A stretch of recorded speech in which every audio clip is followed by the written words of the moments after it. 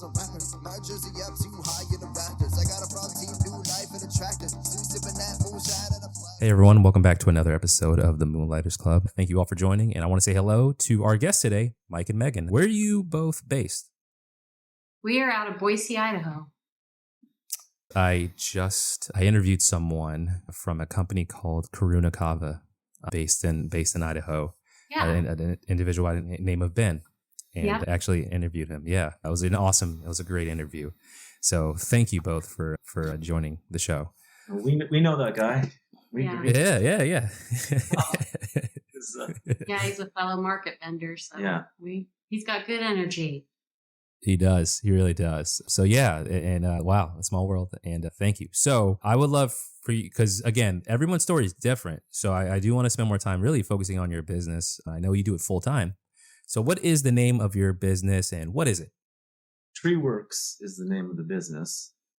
And we make wooden cooking utensils, mostly spoons, forks, eating sets, that you would eat with. Some cutting boards, some hair, accessories. And we get all the wood from our tree trimming business, so it's all local Boise wood, and we know where each piece came from. Yep. Besides the wooden spoon business, Mike is an arborist, so that's how we get a hold of all that wood. And so the main part is the spoon business, sort of branched or oozed over. It used to be the tree trimming business was the main part, but now it is the spoons. And we both work on that. We've had this for 26 years, been doing both this. And so we mill all the wood also and dry it here at our house. So it's whole thing's done right here in town. Well, 26 years, congratulations. That's a dream of mine. Yeah. Yeah, if I could, I'd be happy to do this for 26 years. Did you ever in your life think that you'd be, just for work, doing something like this for yourself as opposed to working somewhere? Did you ever have in any part of your mind think, I can run my own business someday in my life? I don't think I ever planned on having a woodworking business. No. But Mike's always been a self-starter, or Mike's always been the kind of guy who doesn't need to follow the rules anyone else sets for him if he thinks the rules are stupid. He's not going to waste his time on something like that. I'm always very much a rule follower myself, so definitely for me, it was a change to join Mike and be self-employed. But I don't think it's too big a stretch for Mike to have started his own business. But yeah, to be doing a spoon making business, that's something I don't think either one of us as younger folks thought that we would do. It's interesting. A lot of the people that I interview, I'm not sure the percentage, but when I talk about things like school, there's a consistent like boredom. There's a consistent, some are fine, great students, but there's a good amount who are like, nah, I just wasn't into it, or I didn't really do my work. But they always had all these other things going on, and but the big thing was questioning the why of why are we here? Like, why do I have to do this specific assignment? Why do I have to do this work like this? It was always questioning things, which is a common theme, just inquisitiveness. So you do see that common thread quite often. Yeah, so, you're right. I think Mike's definitely that way.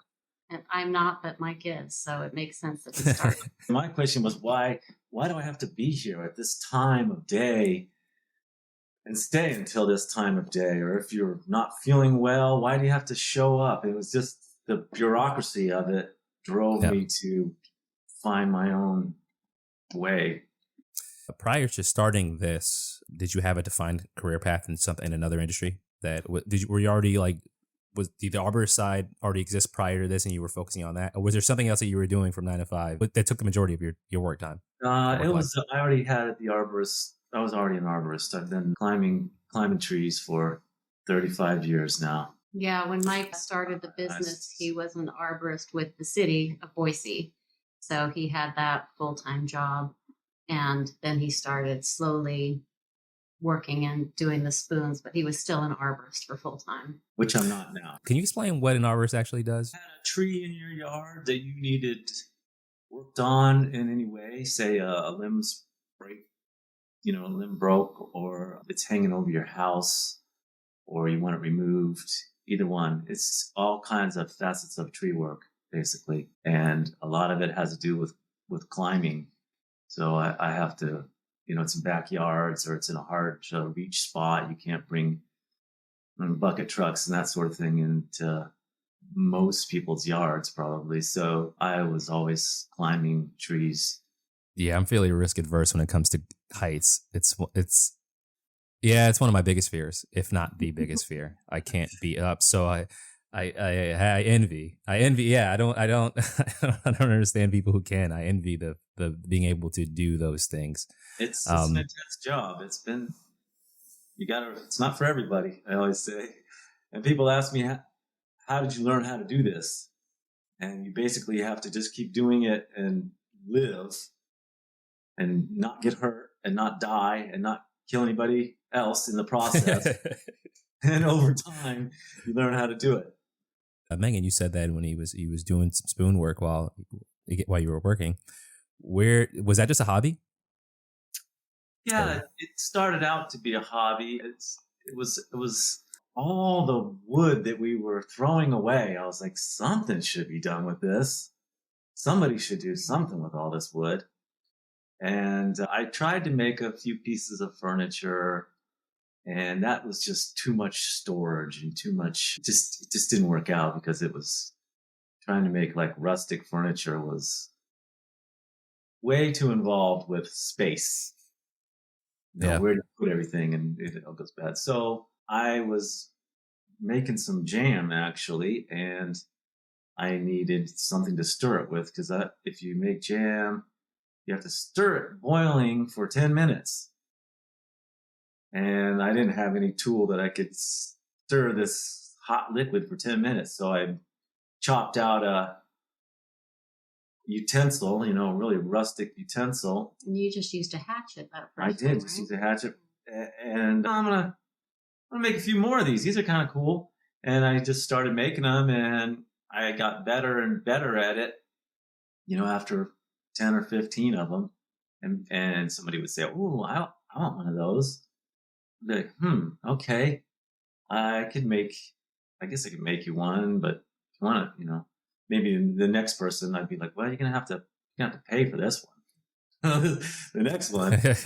And I just started making them. I thought, well, maybe I could just make these. And I started making them and continuing to do the tree work also this whole time. And it was probably a 2-year transition from when I started making spoons to leaving a full-time job and just doing the spoons all the time. When Mike was making the spoons, he was selling them on the weekends at a farmer's market, our Boise downtown farmer's market. So he had an outlet there, but that was a weekend gig while he was working full-time during the week. Was that difficult at all? Or were you like, hey, no, let's go out here and see if we can sell some? I think the first day I went, I was like, I don't know if this is going to work or not, but I'm going to give it a try. And it happened to be that our market was just getting started in this town. So they were accepting of someone who was the first time out, Yeah. And so the first day I went, I sold all the ones I had.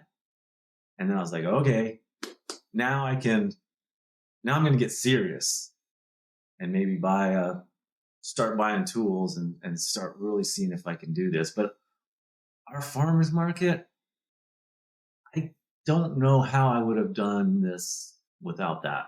It's where I sold my product.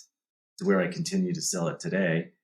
And if it wasn't for that, it would have been a hard business to market, I would say. I think people were pretty accepting of the product too, which is kind of what you started to ask about, Joel. The fact that, like, when I look back at the spoons Mike was making 25 years ago, those first ones that he sold, they are very rustic compared to what we make now. So I think that people were actually just excited to have a wooden spoon, a wooden product, something that was handmade. And it didn't even matter that, they're a lot less refined back then than they are now. People just loved handmade and they loved local wood, and they were very accepting of that. Nice. So Megan, where does the collaboration come in? I was a zookeeper for about a decade beforehand. So that's what I was busy doing. And then when I started helping every once in a while do some of the very last steps of the spoon, things I couldn't screw up too much. But for the most part, I had my own thing and Mike had his own thing. I think the things I started to do to help you, that was the time when we started making like the website. So I was still doing, working full time, but I would help with websites and things like that. But it was Mike's business. And so when we had a kid and I was ready to start trying to stay home with the kid, that's when we're like, okay, we got to do something. And I started staying and helping do the spoon work then. And that was a pretty scary thing for both of us and an interesting thing for the marriage, because to have Mike, who's, the pro and has been doing this for 10 to 15 years, and then I join in and now my spoons look like his looked 25 years ago. And so that's where it was an interesting thing for me now to look at how I started and how he started. And you immediately come up to a certain standard of workmanship. Right. And that was a little bit of a learning curve right there. Yeah, it definitely was. It was good. How do you find out how to fit each other into the process? Because people do it so many different ways. You could say one person makes, one person doesn't make, one person market. Like, how'd you figure that, like, your shared process once, Megan, you knew you were going to help? Yeah, I thought in order for her to come on, I would show her the basic steps first. You need to be able to do this before you can. We work backwards, next basically. Thing. Right. I started it's a 19-step process to make each spoon, and I kind of started on the 19th step because that's the one that is the kindest, the least likely to screw up the spoon. That's the final sanding. So, we started backwards. We did work from backwards, pretty much. So, yeah. But I think and I don't know if you agree, a big reason why we have different of those 19 steps. Basically, Mike takes care of certain ones of those steps and I take care of the other ones. And I think that Mike chose to teach me the ones he taught me because his elbow was hurting and he couldn't do that particular step very effectively anymore. So it was my turn to take that one over. So, now your elbow hurts. And now my elbow hurts. Thank you. So, I think it was kind of a matter of what Mike was ready to give up and how he could more effectively teach me. And there was a lot of spoons that I ruined, but a lot of things that he could teach me on that it was okay. Like spoon rests were a big thing I started learning to do first because they're just a little bit more clunky. Yeah, whatever. They're easier to make. If you mess it up, it's not a big deal. And then you can move back and work on other things from there. We each have our own steps, though, now. I mean, She has her part of it that she does, and I have my part that I do. And, after 10 years of doing this together. Yeah, we figured out what was best. And there are certain products that only Mike makes and certain products that only I make. It's ours and ours alone sort of thing. I like the fact that you have this process with specific steps. That's how you can train. So I think that's super neat. How big are these batches? And then how is it, like one at a time, or are they batches? And then how long does it take to create? Well, we're professionals, so we could probably make a spoon start to finish in like 20 minutes or so. Yes. Something like these that you can kind of see behind me here. Yeah. To make a spoon, it takes over a year because the wood has to dry for a year for every inch thick it is. Right. So we've had to cut the tree and we've had to mill it and we've had to have the planks drying, and you have to know when it's ready to be used or when the wood might crack if you try to use it too soon. So technically it takes over a year to make a spoon. But once we get the process going, we do them in batches. So, Mike will do step 3 on 50 spoons and then hand them over to me, and I do step 4 on the 50 spoons, and we go back and forth like that. But yeah, it's generally done in batches. And the wood we're also 2 to 5 years ahead on wood.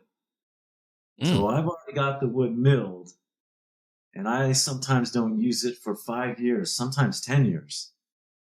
Like, oh, this log, I remember doing this tree 10 years ago, and now it's finally ready. So it dries differently depending on what kind of wood it is and how you stack it and where it's sitting. You got to plan. You got to be ahead. You got to be ahead a couple years on the wood. I like to smoke. I love to grill, and I've been using wood a lot more. I was even aware that, and I know there's a process of wood just being ready to do things with, but I didn't know it was that long. So it's interesting that you just have to have that clock running to know when things are going to be ready to make products.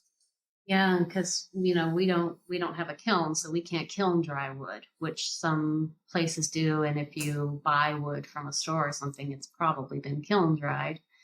But for us, yeah, it's just piles of wood in the backyard that get moved around. And yeah, you really have to plan in advance and make sure the wood's ready. We've never bought wood. I've never bought any wood in 26 years of making all this stuff. And if we made, I don't know, I would say we've made 75,000 spoons. Wow. Somewhere around there. At the height of the farmer's market, we probably sell 50 to 80 spoons and spatulas in a week. So times that over, 9 months and then 25 years. Yeah, that's quite a few. What was the decision to do it full time? Were you just done being an arborist at that time? What spurred the decision to say, let's just do this? I really didn't want to continue having to show up at a job at a certain time and be there. I mean, when we did tree work, we sometimes we'd go back to the station or whatever you'd call it, the place where we all meet and all the trucks were. And then, no, you can't go home yet because you have to still stay here another hour and find something to do.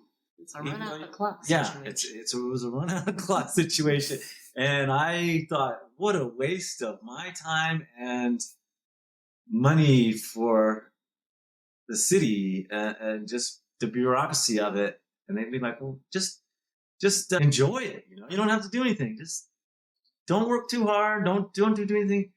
And I'd be like, I don't like that. I'm more of a salmon, not a goldfish in a bowl.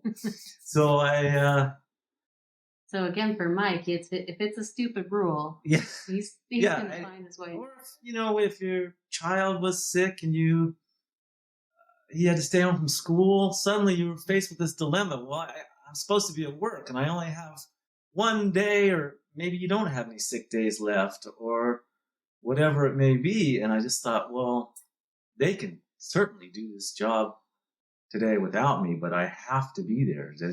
And I didn't like having to be there. So I was like, I'm going to do set my own rules on my time. So with you, I think it was basically you were doing the weekend public market for a couple of years. It was going okay. And then I think you felt confident, comfortable quitting. I did. And again, when Mike quit, he didn't quit to do spoons full time. He quit more to be an arborist on his own full time. So he went from being an arborist with the city to having his own business. That is true. As an arborist. And again, being an arborist was the main part of his job for a good 10, 15 years. It was probably about 5 years, I guess. I think it was when I met you, you were still mostly an arborist. And then the spoons were kind of on the side.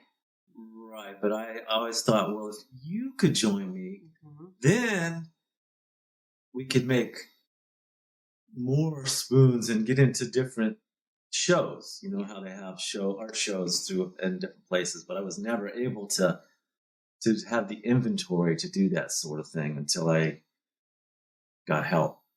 And I think a big part of it, too, to think about as we switched more and more over into making the spoons as opposed to Mike being an arborist, that also had to do with age, just because, being an arborist it's tough. It's very physical work. And so it was, Mike wanted to be able to do that on the side instead of that being the full-time position because, it's hard on the body. It starts to hurt. Yeah. Yeah. So I think that was the slow creep for Mike. Yeah. And for me to just switch from being a zookeeper to being an arborist, it really was about having a kid and wanting to be home with the kid more. As much as I love zookeeping, I Yeah. wanted, be able to be home. And our person who had been taking care of our kid was going to leave and move. And we're like, okay, well, now's the time for us to do something Do it about together. it. Yeah. But then there's the decision of you're married and we live together and now we're going to work together. It was funny That too. took a lot of. It's true because Mike kept trying to talk me into leaving my job, and I'm a scared little rabbit. And I was like, no, I don't feel safe. Are we sure that your business could support us? And I didn't want to leave for the longest time. And then when we got my butt kicked into gear because we were going to lose our childcare, and I was like, okay, I'm ready. I think I'll quit in a month or two. And Mike was like, wait a minute. Did it take a while for things to feel comfortable about the day to day and everything? Like how? Yeah, because I would assume there's a little bit of apprehension and okay, this is it. This is what we're doing. Or yeah. So when you how long was there a process? Was there a process for you to? Yeah, I think it just kind of came naturally as I got older and was like, well, I don't feel like climbing that tree over there today, so I'm just gonna focus on doing, keeping my feet on the ground and doing woodwork instead because it was easier on my body. Yeah, and I think that by the time we focused to pretty much just being spoon makers, by that time, we'd been at the farmers or the Saturday market for a good 15, 20 years. And, people know us and people Well know established. The product. Yeah. So I think it was a slow ooze into it, but by the time we're ready to do it full time, we were established. Is it just the weekend market? Do you do a variety of markets? We do a few art shows throughout the state, but Idaho is a big state and it's way spread out. It can be hundreds of miles to the show. It's so we don't travel too far, but maybe stay within a 200-mile circle. Yeah, in the Northwest. But the majority of our bread and butter comes from the Capital City Public Market, which is just a Saturday market, 4 hours on a Saturday. And every week down here in Boise, that's where that happens, COVID permitting. And that's where we get the majority of our income from. And then just maybe 4 to 6 extra shows a year out of town or just weekend long shows. And then, of course, we have our website. We don't get a ton of income from that. But yeah, mostly it's that 4 hours on a Saturday at downtown Boise where we get most of our spoon sales. Do you have specific goals in mind or numbers in mind while you're doing this? Like, hey, it's October, we got to do this amount, or hey, this 2022. Well, I mean, I'm sure there's the the basic finance of hey, we have to pay for whatever, so this needs to come in. But in terms of just how to rate how good things are going, do you have other things in mind? Yeah, I mean, we do kind of count how many spoons we sold during that day, that week. If it's July, we should definitely be selling 50 to 80 spoons. If it's October, we're lucky if we sell 30. And so we'll kind of judge our success based on that. Boise has really boomed in the last year. And so even though we haven't been able to be in our normal spot with the Capital City Public Market, and we had to move elsewhere, and there aren't as many sales in that spot, but still, because Boise has boomed in its population, we still have been able to make a lot more sales than we were expecting. So it's a little hard for us to figure out if we're actually being successful right now or if it's just a fluke. But yeah, I think we kind of do it based on how many we've sold and the time of the month. But our big goals aren't hugely financial. We've been able to pay off our house. We're completely debt free. And so when we are selling our spoons, we're just trying to get enough to pay the day-to-day bills and put some money into savings, and we kind of use the money from shows, any extra shows. That's our seed money to get us through winter, because the capital city public market shuts down from, January through March, and we have no income basically. So we need to plan ahead for that. But yeah, we don't have huge financial goals other than, little bit of savings and living day to day. Okay. But yeah, the reason why we do this isn't so much financial as other reasons. So that's not how we judge our success. How do you organize the time you spend? Is this and this is going back to Mike talking about going at a specific time, showing up at a specific place. How do you lay out your workday? Is it pretty much whenever? Do you have set schedules? Or are you more fluid now that, especially are you fluid with it? We're pretty fluid, I would say. We try to work most days of the week, I would say. Monday through Friday, we try to be out there by 10 o'clock and be done by 2 o'clock. Yeah, something like that. We kind of work school hours. Yeah. Anyway. When our kid gets home from school, we're pretty much done in the shop. We might have things that we do indoors or online or with social media or tracing out spoons, but we're done in the shop usually by that too. Yeah, we can do about 4 hours out there, and so that can be done anytime between either of us, anytime during the day. Like if I don't want to work right now because I want to do something else, I'll just do it later. Yeah.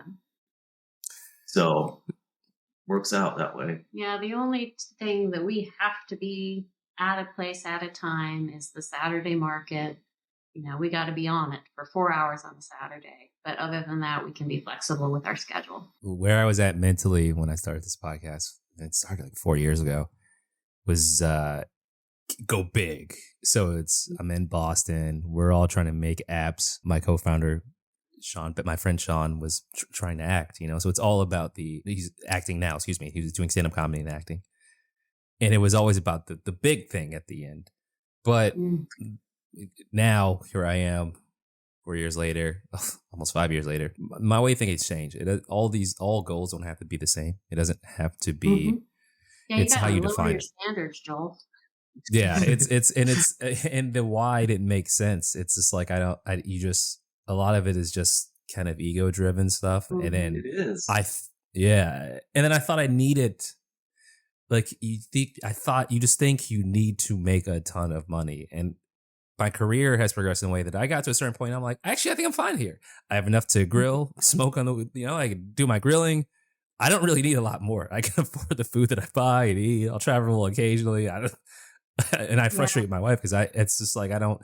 So hearing this and being able to basically create a day that's not full of a commute that you don't want to do and full of, interpersonal stressors, where you're doing something that you like to do and you're doing it the way you want to do it. I feel like that's what everyone who's been on this podcast is really just striving for. It's finding that balance. And it sounds like you both have something like that. So, I think that's great. We do. We've had many offers to go bigger. We could put them in the store. You can come to put your spoons in our store and everything. We just have to work more. Yeah. Every time somebody asks us to go big, we're like, well, do we want to work that much harder? Probably not. So we just don't. Yeah, and I think that there's, again, talking about changing your standards because, to us, apparently, according to the government, we're dirt poor, but we don't feel like it. We're completely comfortable. We're very happy. We're not stressed out all the time. We have time to do things we want to do and time to spend with, kids instead of always being gone. And so to us, it's a much better life than what society might expect of you on a normal day in a normal life.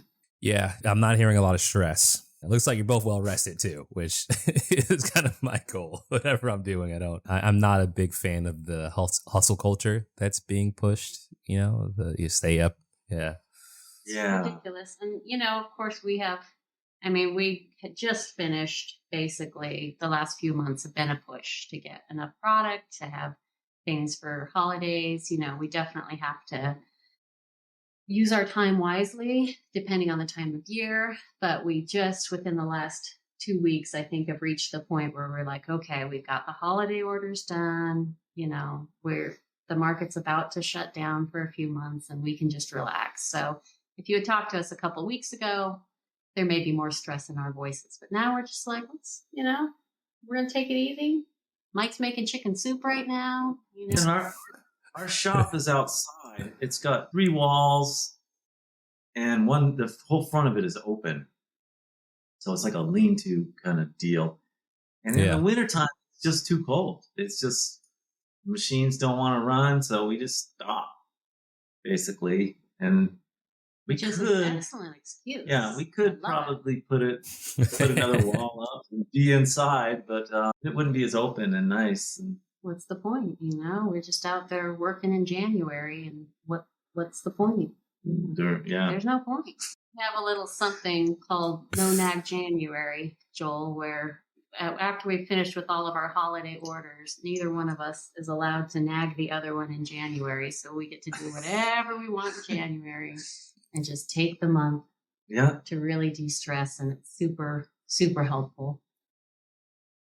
I spend most of the month just sitting on the couch staring at the TV. This is a really refreshing. And this is definitely something that I'm glad I got to talk through. I feel like I have a lot of close friends. Or for example, one of my good friends, Stephen Hawkins, early 20s, just finished. We went to school together. He just finished architectural school and he does his own clothing lines. And he's traveled a lot, done a lot of things, great clothing line. And when we had met each other a couple of years ago, I think it was 2019, he was, I just finished my paper, slept for a couple of hours, went back to the office, had some coffee. And it was definitely both of us just in that point. And I think we're both still in the phase of figuring out where we're trying to go with what we're trying to do. And it could be anything. It doesn't have to just be the one thing. So I feel like people should hear this and realize, look, there are a variety of ways for you to get what you want out of the day and to be able to support yourself and be happy. Because I feel like the lifestyle that, that's advertised that's what you should have is very fast paced, it's just full of so many things that you may not need. Because when you get there and you do all of those things, you get that prize at the end, it may not feel like it does in the movies or how you thought it would feel. So I'm glad you have this. Yeah. Yeah. We've kind of talked about that before too, where it's like, we may not be able to retire as millionaires. In fact, we may not even really ever be able to retire. But, meanwhile, living every single day, we're not stressed. We're not upset. We're not hating life. And so is it better to, live the way we do and possibly just always have to work until you die? Or is it better to, do the hustle and get all the money and get all the stock options, but not be happy the whole time? Yeah. Yeah. And you never know if you're ever going to be able to enjoy it. Like I understand living for the future, but you never know. You never know if I'm just going to run myself to the ground. And then at 60, I'll have fun. I have no idea what I'm going to feel like at 60, especially if I'm running myself into the ground. Probably not going to have as much fun enjoying it. And I think the time is precious, and you realize that there are ways to enjoy the present, and still prep for the future. So no, I think that's a valid point. Yeah, we don't completely neglect the future. No. Yeah. But Mike's big into motorcycling, and we have our electric bikes, and Mike will take off and Gotta go dirt biking while it's good. The sun's out.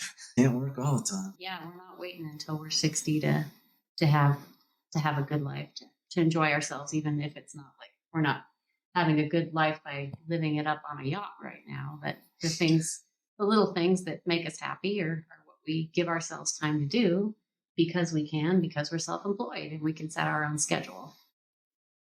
Yeah, I will honestly take not answering an email at 9:00 over yacht time any day. So if I can have a life where I'm not checking work when the sun is down over yacht, I don't need the yacht. Just give me the other. Give me the other. Yeah. So Well, I really appreciate this conversation. This is really refreshing. Yeah, inspiring. If there's any advice that you could give someone who's, if anyone who may be in this position one day, or someone who's looking at a potential venture, based on the things you've experienced, based on the things you've accomplished, if there's any parting words that you would like to leave to that individual or those individuals, I would love to hear them. I think our big thing really is what we talked about with the standards, lowering your standards or changing your standards. You can be, I don't want to say that we wish we'd done anything earlier. I wish I'd quit my job earlier or anything like that. I mean, you have to be ready to do it. You have to be mentally prepared.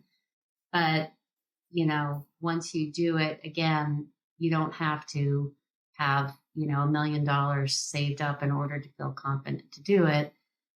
In order to live comfortably day to day, just figure out what it is that you need in order to do that. And so, for us, we get creative, like we trade with other vendors so that we can get our food cheap for us.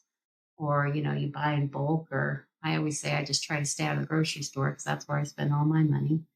But, if you change the way you live a little bit, you can live on a lot less. And that will allow you to not feel like you have to work 9 to 5 in order to make a good living. Yeah. And I would say there'll be people that try to talk you out of your dreams too. And you have to stick with that, what you think you want to do. Even if it's something way out of the box, like making spoons for a living. I mean, who would have ever thought you could do that? And a lot of people said, what do you there's no way. How are you going to do that? That's just crazy. And it worked fine for me because I just said, well, I'm going to do it. And I just stuck with it and didn't let other people, negative folks anyway, that wanted to talk you out of something because it wasn't the socially common, Yeah. You just have to I do think, and you have to find, it does help to have the product that's useful. Yeah. I mean, we call our stuff it's like functional art. Yeah, because, it's a justifiable luxury. We do have a very functional product. Yeah. And that really helps. Yeah. It's not just whimsical art. It's something you can use. Mm-hmm. And if you're going to spend $20, $30 on a spoon, well, it's got to be good. And it's got to be functional, and it's got to look good. But I do think that it helps that it's functional is the point, because, like we'll see a lot of our fellow vendors and what they're selling, and they're just some things that you can't necessarily make a living on because it's just not something someone's going to buy every week. And for us, we do have to push it, and we have to hustle, and we have to be on it every single Saturday for those 4 hours in order to make our sales. But, people can, again, the justifiable luxury, they can justify buying a wooden spoon every once in a while, and that can help us make our living then. And then when they get it, they figure out what a fantastic tool it is, and they want more. Yeah. They're like, why didn't I get one of these before? Yeah. This thing, I've been cooking with plastic or this cheap metal one, and now you've got this nice tool, and it really helps. It helps your everyday cooking needs, and it's just like having the and also the cream tool. Yeah, and the story for us with the fact, a lot of people are coming to Boise either as tourists or because they live here, and to have the wood be from Boise is huge. So if you come up with a product or whatever that, I think it's important to find something that people can justify, that's beautiful, that's quality. And that you feel good about making. We feel good about where it comes from. I'm not out there buying lumber from South America. My spoons don't come from the Amazon or anything like that. They're coming from somebody's backyard. It was coming out anyway. It was, and be from a pile of firewood. And I feel good about that. And I project that when I sell it, and people, it just helps to sell it. They're like, oh yeah, that's great. Yeah, you've got to be proud of your product, I think, and not just pushing something that you're not into yourself, because I think people will see that.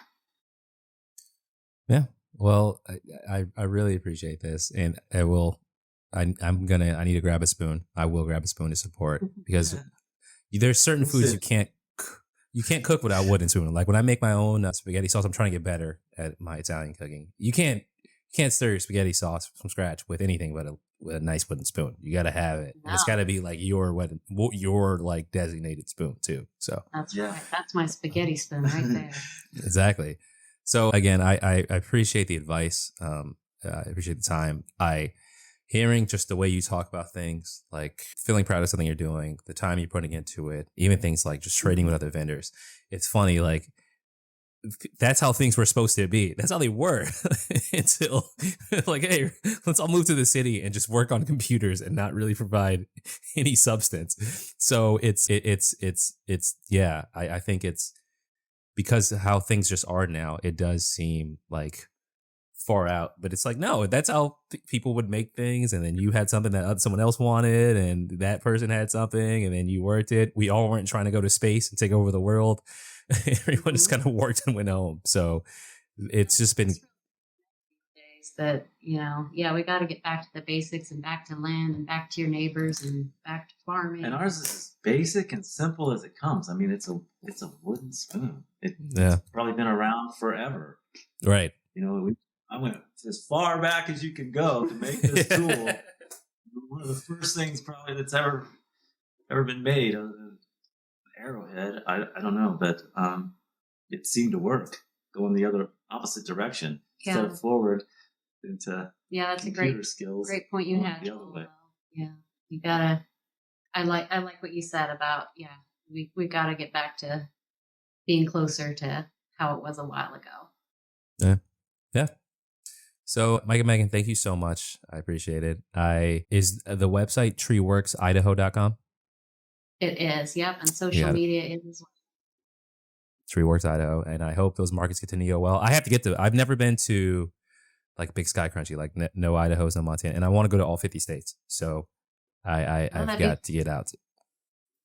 Yeah. Come visit. Get to Idaho, look up. Yeah. I got it. There's a few people I've reached out there, but I also heard it's beautiful, which is probably why you're getting a boom of folks. So I hope that goes well, by the way. Yeah. It's different. Yeah. But again, thank you both so much for taking your time out of the day to do this.